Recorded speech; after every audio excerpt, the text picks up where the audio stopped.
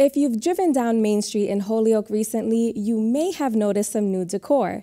The placekeeping project entitled El Corazón de Holyoke, or The Heart of Holyoke, has begun unveiling new public artwork and murals created by local artists that reflect the Puerto Rican and Latinx culture of the surrounding neighborhoods. I spoke with Cynthia Espinosa, Senior Project Manager of Planning and Economic Development for the City of Holyoke, along with local artists Frankie Borrero and Chelvanaya Gabriel, to hear more about the origins of the project and how they hope others will be inspired by it. From 2017 and 2018, there was a lot of community engagement to find out what makes a neighborhood Puerto Rican, and that being arts, culture, celebration, festivals, and history, really making it a Puerto Rican and Latinx community.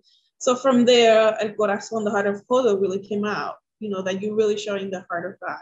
And what is the goal and vision behind this project? The goal is to really highlight the community that has been here in Holyoke for many years. Also make Main Street what it is, sort of like what has been, really highlight the piece, bring it more economic development pieces and highlight the community and businesses that are here, but also celebrate what's already happening in our Main Street. And speaking of the crowdfunding campaign to support this project, you received over $25,000, which exceeded the original goal of $20,000. How did it feel to see the community really show up and endorse this project? It was a great feeling to go beyond our goal. And what was even beautiful, that the grant was matched. So not only did we receive $25,000, we also received an extra $20,000. So this spring, the project was really able to move forward and began unveiling some of the featured artwork on Main Street. How were all the artists chosen for this project? The goal was to do workshops and kind of be very engaging with our community to select the artists. So we did that version virtually in the best way we could. We know it was still limiting. And we had artists apply online, and we also give the option and the person drop off and all that.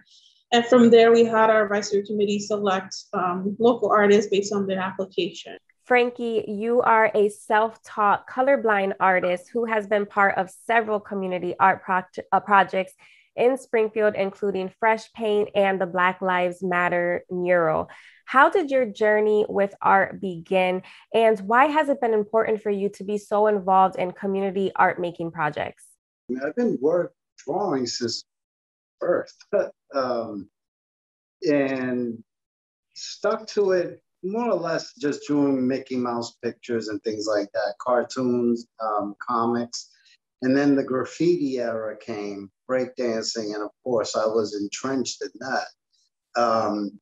But that was not my career. My career was in dentistry. So it had nothing to do with art. It was in 2015 that I suffered a traumatic brain injury.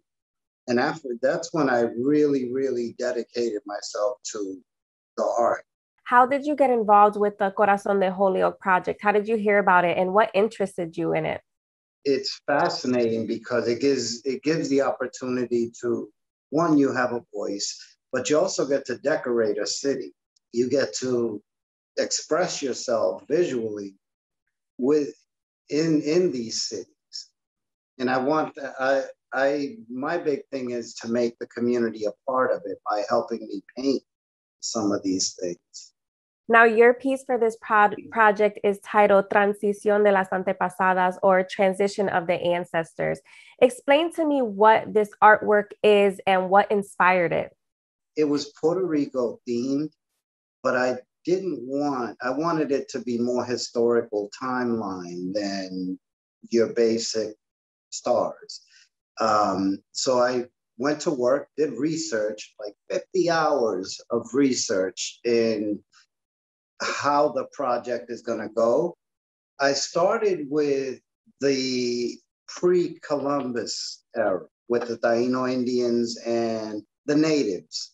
As time goes on, I transitioned to New York with Rita Moreno, and she's one of the few that have won a Grammy, an Emmy, Oscar, a Tony Award. So she's really put it out there for us. Underneath her, I put La Gorda de Oro, who Milta Silva. I always forget her name, but she was a ejecutor, a producer in Puerto Rico and a very famous television figure. And as we go along, I added Roberto Clemente, the baseball pioneer for our race. He was an all-star. After that, I put Hector Lavoe. He was a pioneer for the salsa and what is called the Cuchifrito circuit.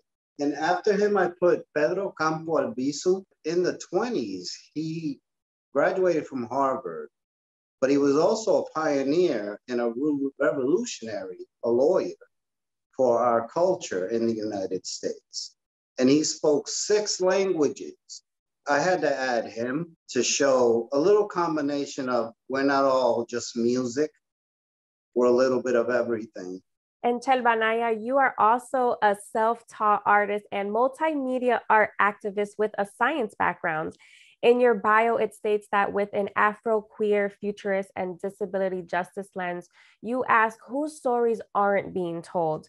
Why do you approach your artwork through that lens? And how has this influenced your piece for this project titled I, Shapeshifter? So I chose that lens because of my own identities, first of all. I mean, it begins with sort of both myself, and when I say I, it's this person, but also my ancestors, which is part, and that sort of perspective is part of what drew me to this project, honoring the ancestors. And it's just very important to me to bring those voices forward, right? And to do so intentionally and consistently, just like all the time, not like here's a day, here's a month, whatever, but like just this is all the time. And so to have a public art project where you get to see, all these beautiful faces and artwork and, and our work and voices that are woven throughout those pieces on a regular basis, like that's just power right there.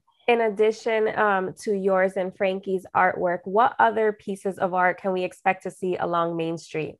So this part of Chelvanaya's and Frankie's work was sort of like what we call the phase 2 of installation. We're working on phase 3, which is we're looking to light up and install artwork on 4 vintage towers that are really pretty much like the gateway to Main Street. And our goal is to make it a statewide recognized cultural district there. It's specifically Puerto Rican cultural district because we have about 95% of our Latinos, or Latinx, residents in Holyoke identify as Puerto Rican.